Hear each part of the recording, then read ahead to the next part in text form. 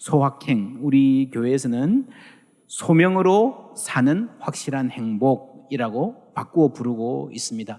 이번 여름 성경학교 주제이기도 합니다. 어른과 아이들이 함께 배웁니다. 소명은 하나님의 부르심입니다.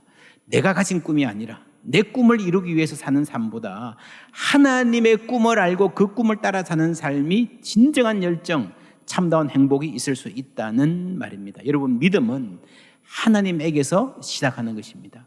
하나님께서 아브라함을 부르시고 아브라함에게 사명을 주셨습니다. 그것을 합해서 부르시고 사명을 주신 것을 소명, 부를 소자죠. 소명이라고 합니다. 예수님이 제자들을 부르시고 사명을 주셨습니다. 믿음은 내가 시작하는 것이 아니라 하나님이 시작하시는 것입니다. 그 부르심에 내가 응답해서 사는 것입니다. 여러분, 우리 한 사람 한 사람이 이 자리에, 오늘 이 예배의 자리에, 신앙의 자리에 와 있는 것은 하나님께서 불러주셨기 때문인 줄 믿습니다. 오늘 이 말씀은 하나님께서 이스라엘을 애굽에서 불러내신 후에 3개월 만에 시내산에 도착했습니다. 뭔가 중요한 일이 일어나겠구나 하는 그 대목에서 하나님이 모세를 불러내십니다. 모세를 통해서 모든 민족을 다시 부르신 것입니다. 그리고 거기서 이스라엘을 부르신 이유를 분명하게 말씀해 주십니다. 함께 읽습니다.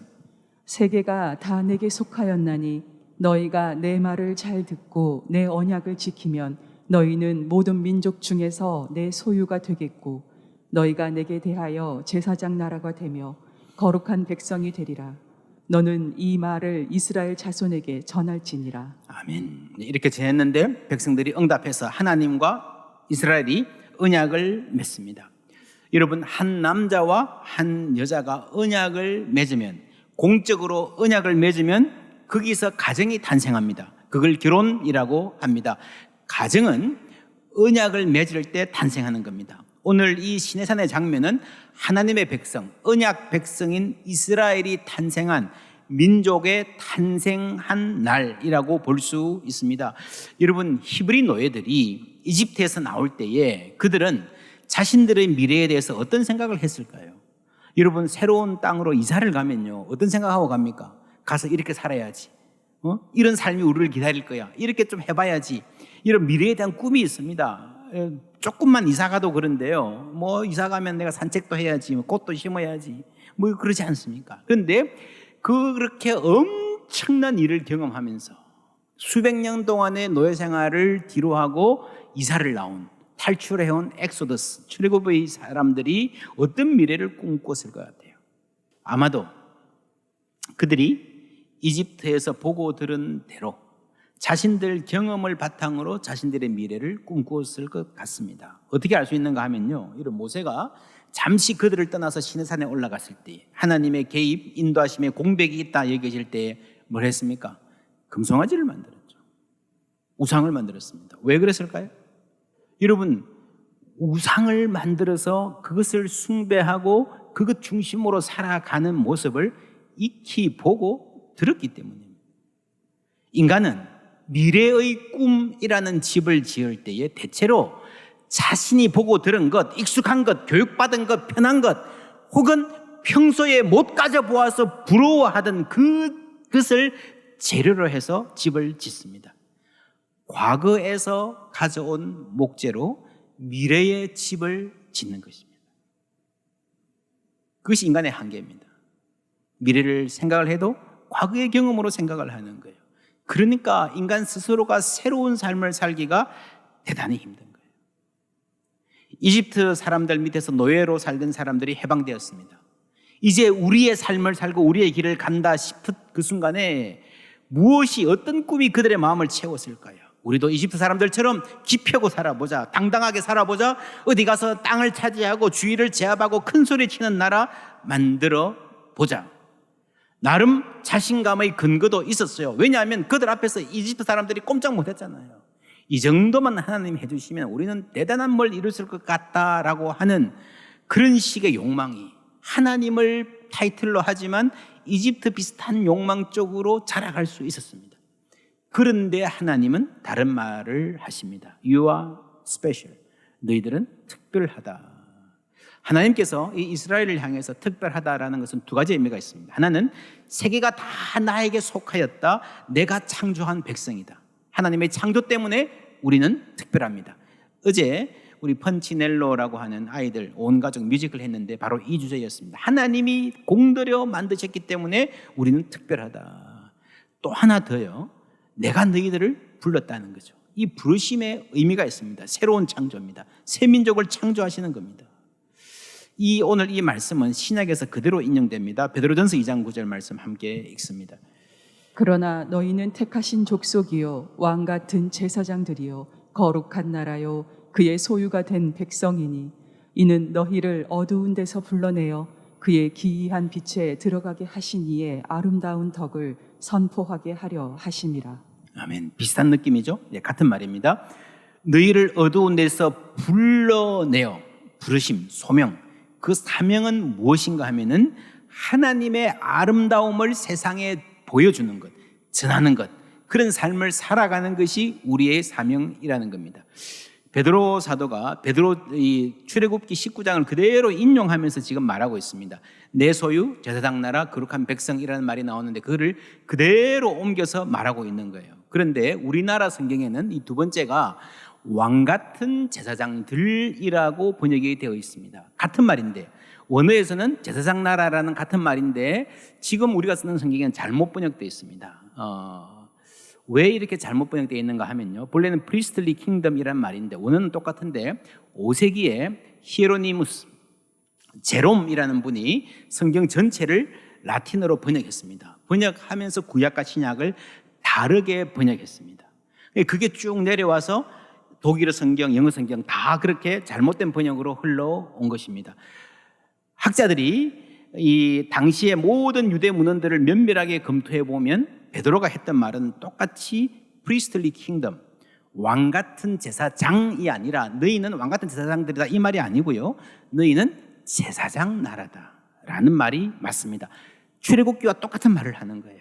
여러분, 제사장 나라 할 때 이 나라는요 kingdom, 왕국입니다. 왕국. 이 왕을 잘못 해석해 가지고 거꾸로 왕 같은 제사장들을 했는데 제사장 왕국입니다. 여러분, 제사장 왕국이라고 할 때 왕은 누굽니까? 하나님이 왕인 거예요. 왕은 한 분이신 겁니다. 오직 하나님만이 왕이십니다. 그리고 그 백성들이, 그 나라가 제사장 노릇, 제사장 역할, 그 백성들이 제사장인 겁니다. 그러니까 하나님은 한 분이신 그 하나님의 킹덤에 제사장 역할을 하는 백성들이 전부 다 이스라엘 백성들이라는 말이에요. 그걸 잘못 오해해가지고 왕 같은 제사장으로 잘못 번역해 버렸습니다. 만에 하나 100번 양보해서 이거를 로열 프리스트후드로 번역한다 하더라도 이게 왕 같은, 로열이란 말이요, 왕 같은 이란 말이 아니에요. 이름 로열 발레단 아십니까? 영국에 가면 코벤트 가든이라고 하는 아주 유명한 지역에 로열 오페라 하우스가 있죠. 왕이 세운 겁니다. 왕이 지원하는 겁니다. 거기에서 활동하는 발레단이 로얄 발레단이에요. 그렇죠? 여러분, 여기 로얄 발레단은요, 그 단원들이 전부 다 왕족이다, 왕이다 그 말이 아니에요. 무슨 말입니까? 왕이 스폰서하는 거예요. 왕이 세운 거예요. 왕이 후원하는 거예요. 왕에게 속한, 왕을 섬기는, 왕을 위해 일하는, 왕의 영광을 드러내기 위해서 춤추는 사람들이 로열 발레단입니다. 왕립 발레단이죠. 왕이 세운 발레단이죠. 왕을 위한 발레단이죠. 여러분, 그게 제사장 킹덤입니다. 제사장 나라입니다. 우리가 왕이라는 말이 아니고 왕이신 하나님, 하나님의 나라에서 우리가 제사장 역할을 감당한다는 겁니다. 그럼 제사장은 무엇입니까? 제사장은요, 자신을 위해서 있는 존재가 아닙니다. 내가 이만큼 중요한 사람이야, 잘난 사람이야, 그게 아니에요. 제사장은 철저하게 백성들을 위해서 있는 존재입니다. 그렇잖아요. 제사장은 백성들을 위해서 섬기는 사람들이에요. 그래서 여러분, 우리 교회가 이스라엘 백성들이 제사장이라 그러면요, 제사장 나라라 그러면 이스라엘은 세상을 위해서가 있는 거예요. 우리가 모두 제사장이다 그러면, 제사장이 교회다 그러면요, 우리 교회는 우리 교회를 위해서 있는 게 아니고 세상을 위해서 있어야 된다는 거죠. 그게 제사장 나라라는 말이에요. 어떻게 세상을 위합니까? 여러분, 세상에 죄를 지고 하나님께 중재하는 역할은요, 제사장 한 분, 예수님만이 하시는 거예요. 그건 우리가 하는 게 아닙니다. 우리가 제사장이라 할 때 그건 어떤 의미가 있는가 하면요, 하나님의 아름다우심을 선하심을 우리의 삶으로 세상에 보여줌으로써 세상이 하나님을 알게 하는 것이 제사장의 사명이에요. 세상은 어두움 가운데 있습니다. 빛을 보지 못하고 있는데 거기에 빛을 비추어 하나님의 반사체가 되어서 빛을 비추어 주는 존재입니다. 마태복음 5장 16절 함께 읽습니다. 이같이 너희 빛이 사람 앞에 비치게 하여 그들로 너희 착한 행실을 보고 하늘에 계신 너희 아버지께 영광을 돌리게 하라. 아멘. 네, 이것이 오늘의 제사장 나라 교회의 사명인 거예요. 그리고 이 나라 안에서 교회 안에서는 어떻게 살아야 되는가? 마틴 루터가 그랬습니다. 모든 그리스도인들은 서로에게 제사장이 되어 주어야 한다. 그럼 제사장은요, 하나님이 계심을, 하나님의 아름다우심을, 그 사랑을 일깨워주는 역할을 합니다. 하나님이 당신을 사랑하십니다. 이거를요, 그래서 당신은 하나님 앞에서 존귀한 존재입니다라는 것을 일깨워주는 것이 제사장의 역할이라는 거예요. 여러분, 우리 모두에게는, 모든 그리스도인에게는, 평신도나 목사나 할 것 없이 모든 그리스도인에게는 제사장이 필요합니다. 왜냐하면 우리는 스스로 그 진리를 깨우치기가 힘들기 때문입니다. 세상은 어둡습니다. 세상은 늘 우리를 하찮은 존재로 생각하게 만듭니다. 자신을 건강하게 사랑하기 힘들게 만듭니다. 이 세상 살다 보면요, 모두가 자기 비하하며 살아가게 되어 있습니다. 그러다가 잘 되면 가끔씩 교만하죠. 근데 여러분, 그게 오래 갑니까? 오래 못 가요. 우리가 자주 그런 말 하잖아요. 누가 막 너무 칭찬하면 뭐라 그래요? 너무 비행기 태우지 마라. 떨어질 때 아프다. 무슨 말이에요? 농담 같지만 농담만이 아니에요. 여러분, 내가 내 분수를 넘어서 교만해지면요, 그게 오래 못 간다는 거예요. 그게 깨어질 때에 훨씬 더 밑에 내려가고요, 훨씬 더 아프더라는 것을 사람들이 경험해서 알고 있는 것입니다. 여러분, 대부분의 사람들의 삶은 비슷해요. 가끔씩 교만하고 더 오랜 시간 열등감에 짓눌려 삽니다. 그렇죠? 그렇게 산다는 증거 중에 하나가 우리가 입에 달고 사는 내가 왕년에 말이에요. 가끔씩 교만해서 참 어렸을 때 살 때 그때를 오히려 우리가 추억으로 삼고 살아가는 거예요. 누구의 삶이나 어두움에 휩싸이기 쉽습니다. 그래서 우리에게는 하나님이 필요하고 하나님이 계심을 일깨워줄 누군가가 필요한 것입니다. 열등감의 어두움에 휩싸여 있는 나에게 빛을 비추어줄 누군가가 필요하고 그 누군가가 되라고 하는 것이 제사장의 사명입니다.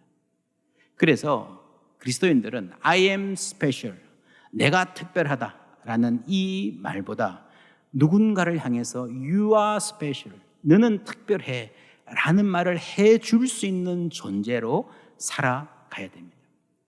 사실 수십 년 전부터요, 미국 중심으로 You are special, 이 자존감 교육이 아주 유행했습니다. 그런데 지금은요, 많은 교육학자들이 이걸 반성하고 있습니다. 교육학의 실증적인 연구를 해보니까 이게 부작용이 더 많더라라고 하는 연구 결과들이 많이 나오고 있습니다. 쉽게 말하면 자꾸 나는 특별해 뭐 이런 생각 가지니까요, 내가 우주의 중심인 줄 알아요. 그렇죠? 열등감도 문제지만 이것도 문제입니다. 나는 특별하니까 특별한 대우를 받아야 된다고 생각해요. 이것도 못해줘? 이러는 거죠. 부모들도 내 자식이 특별하게 생각하거나 내 자식만은 특별하게 키우고 싶다, 남다르게 키워야 한다, 질 수 없다 라고 하는 생각, 그 비교의식의 추력으로 아이들을 밀어넣고 자기도 올라탑니다. 불행으로 가는 길입니다. 내 자녀가 더 잘 나가야 되고 더 똑똑해야 한다는 압박이 너무 심하기 때문에, 그게 아예 없을 수는 없죠. 너무 심하기 때문에 자녀 교육이 갈수록 힘들어지는 것입니다. 아이들은요, 부모에게 너는 특별하다는 말 듣고 그렇게 교육받다가 성장하는 과정에서 좌절을 경험하면 견디지 못하는 거죠. 혹 계속 잘 나간다 해도요. 여러분 학교에서 늘 1등 했어요. 좋은 학교 졸업했어요. 남들이 다 부러워하는 직장에 취직했어요. 출근했어요. 그럼 그날부터 어떻게 됩니까? 말단이죠. 아무리 공부 잘해도요. 출근해 보세요. 회사에서는 소모품 취급해요. 내가 특별하지 않다는 것을 그제서야 깨닫게 됩니다. 세상 기준으로. 그러니까 적응을 못하는 거죠. 똑똑한 아이들일수록 사회 가서 좌절이 더 큽니다. 여러분, 가정이 작은 교회다라고 말합니다. 맞습니다. 우리가 이걸 좀 더 구체적으로 고민해 봐야 됩니다. 가정이 작은 교회다. 그러면 이 가정 자체가 제사장 나라가 되어야 됩니다. 가정 안에서 우리는 서로에게 제사장이 필요합니다. 내가 참 가치 있는 존재라고 하는 것을 우리는 가족들을 통해서 알게 됩니다. 그렇잖아요. 여러분, 누군가의 부모가 된다는 게 얼마나 복된 일입니까? 그죠? 내가 그 아이 때문에 아빠가 되고 엄마가 되었잖아요. 가치 있는 존재가 됐잖아요. 하나님의 사랑을 아이들이 나한테 보여주는 거예요. 부모가 자녀에게 제사장이 되어줘야 됩니다. 그것은 너가 다른 애들보다 이거 잘해서 저거 잘해서 너가 더 똑똑해 그게 아니고요. 하나님을 보여주는 거예요. 부모의 삶이 하나님의 아름다움을 보여주는 거예요. 그러면 이 아이가 살아가는 삶은, 이 세상은 비록 어둠이라 할지라도 그 삶에 하나님의 아름다움이 빛이 될 줄 믿습니다. 4절 말씀 다 같이 읽습니다. 내가 애굽 사람에게 어떻게 행하였음과 내가 어떻게 독수리 날개로 너희를 업어 내게로 인도하였음을 너희가 보았느니라. 독수리 날개로 인도했다. 여러분, 어떤 방해와 도전도 미치지 못하는 방식으로 하나님이 직접 우리를 인도하셨습니다. 시내산 밑에 서 있던 이 백성들이 이 말씀을 들으면서요, 지난 세월 그런 걸음들을 되새겨 보았을 것입니다. 우리도 가정에서, 교회에서 가끔씩 이런 얘기를 할 필요가 있습니다. 하나님 우리 가정을, 우리 교회를, 우리 민족을 어떻게 인도해 오셨는지, 그거 하다 보면 그 안에 반드시 하나님의 이야기가 담기게 되어 있습니다. 저희 가정에도 지난주에 이 딸아이와 앉아서 그런 이야기를 한참 나누었습니다. 엄마 아빠가 미국에서 유학할 때에 가난하게 살았다. 어떻게 빚지고 뭐 이런 이야기 쭉 하는데 뭐 빚이 뭔지 잘 모르잖아요. 아이들이 감이 잘 안 오죠. 그래서 제가 그랬습니다. 엄마 아빠가 결혼하고 한 10년 넘게 커피숍에 가서 커피를 2잔을 따로 사서 한 잔씩 마셔본 적이 거의 없다. 1달러짜리 커피숍을 늘 나눠 먹었던 것 같아요. 미국에는 다행히 1인 1음료 뭐 이런 것도 없고요. 그러니까 이제 깜짝 놀래요. 그 외식은 정말 몇 개월 만에 한 번씩 기다려서 할 수 있었다. 그 말을 아주 새겨 듣는 느낌이었습니다. 그리고 그 과정에 하나님이 우리 가정을 어떻게 인도하셨는지, 미국에서 한국으로, 전주에서 포항으로, 저도 말하면서 보니까 야, 이게 정말 독수리 날개로 업어서 오셨다 하는 고백을 하게 되었습니다. 내가 어떻게 독수리 날개로 너희를 업어 내게로 인도하였음을 너희가 보았느니라. 이 말씀은 참 재밌는, 이 문장이 여러분 굉장히 재밌는 문장입니다. 인도했다, 데리고 왔다라는 말은요, 영어로 bring이에요. bring. 이 bring이라는 단어는 3가지 주체가 관련됩니다. A가 B를 C에게 인도했다. 그렇죠? 삼촌이 나를 업어서 아버지께로 인도했다라는 게 일반적인 문장이에요. 그런데 오늘 성경에 나오는 말은요, 하나님이 나를 업어서 누구에게로? 하나님께로 인도했다. 이 bring이라는 말은 3가지 주체가 돼야 성립이 되는 개념인데, 이 개념을 2가지 주체로 이야기합니다. 하나님께서 우리를 하나님께로 인도했다. 얼마나 여러분 재미있는, 깊이 있는 성경의 신앙의 핵심을 보여주는 문장인지 모릅니다. 우리 믿음의 여정은 하나님께서 시작하시고, 하나님이 이끄시고, 하나님이 책임지시고, 하나님이 보호하시고, 하나님이 완성하시는 길인 줄 믿습니다. 그 하나님이 우리의 미래를 말씀해 주시는 거예요. 너희들이 내 말을 잘 듣고 잘 지키면 모든 민족 가운데에 내 소유 제사장 나라가 될 것이다. 세상의 복이 될 것이다. 그 위대한 과거, 독수리 날개의 위대한 과거와 그 영광스러운 미래 사이에 나의 현재가 있습니다. 여러분, 이 현재는 어떤 현재인 것 같습니까? 나는 별로 특별하다는 느낌이 없어. 하나님 주신 이 사명, 미션에 내가 성공하면, 출세하면, 잘 살면 그때서야 특별하게 될 것이다라는 느낌이 있어요. 아닙니다. 너희들은 이미 특별하다. 내가 너희들을 어떻게 인도했는지 보지 않았는가? 그게 출애굽이죠. 여러분, 그 히브리 노예들을 살리려고요, 이집트 입장에서 보면요, 한 나라를 완전히 여러분 폐허로 만들었죠. 홍해를 가르쳤잖아요. 만나와 메추라기를 경험했잖아요. 그리고 영광스러운 미래를 말씀하십니다. 이미 그들은 특별한 존재인 줄 믿습니다. 그들에게 출애굽은요, 우리에게 십자가입니다. 예수 그리스도의 그 십자가의 파격적인 사랑, 그리고 부활의 생명의 능력, 우리 신앙의 위대한 과거인 줄 믿습니다. 그리고 하나님이 약속하신 영광의 미래가 있는 거예요. 문제는 현재입니다. 위대한 과거와 영광스러운 미래 사이에 현재가 있습니다. 내가 느끼는 현재는 어떤 현재입니까? 불안한 현재? 아니면 행복한 오늘, 감사한 일상에 있다 싶습니까? 아니면 내가 매일매일 마주해야 할 만만치 않은 도전이 있는 현재입니까? 어디로 가야 할지 모르는 갈등이 있는 현재입니까? 열등감, 비교의식에 빠져 허우적거리는 현재입니까? 주어진 일에 몰두하는 시간입니까? 어떤 현재를 살고 계십니까? 우리 잠시 눈을 감고 묵상해 보시겠습니까? 위대한 과거와 영광스러운 미래 사이에 내가 감당해야 할 현재가 있는데, 이 현재는 어떤 현재인지. 하나님은 그 모든 과정에 함께 하시는 줄 믿습니다. 독수리의 등으로 업어서 함께 하신다. 무슨 말일까요? 신명기 말씀을 함께 읽어봅니다. 마치 독수리가 자기의 보금자리를 어지럽게 하며 자기의 새끼 위에 너풀거리며 그의 날개를 펴서 새끼를 받으며 그의 날개 위에 그것을 엎는 것 같이. 이렇게 인도하셨다는 거예요. 편안히 온 게 아닙니다. 때로는 떨어뜨리고요, 죽을 것 같이 아직 제대로 힘도 없는, 어떻게 날지도 모르는 날개 퍼덕거리게 하고요. 그래서 거의 죽기 직전까지 가서, 바위에 부딪히기 직전 가서 엄마가 받아주고, 그렇게 해가면서 우리의 삶을 인도해 오셨다는 거죠. 왜 그렇게 하시죠? 좀 평안히 놓아두지. 그냥 안전벨트 차고 그냥 자. 도착하면 깨워줄게. 좀 그러시면 좋을 텐데 왜 그렇게 하지? 하나님의 목적이 있습니다.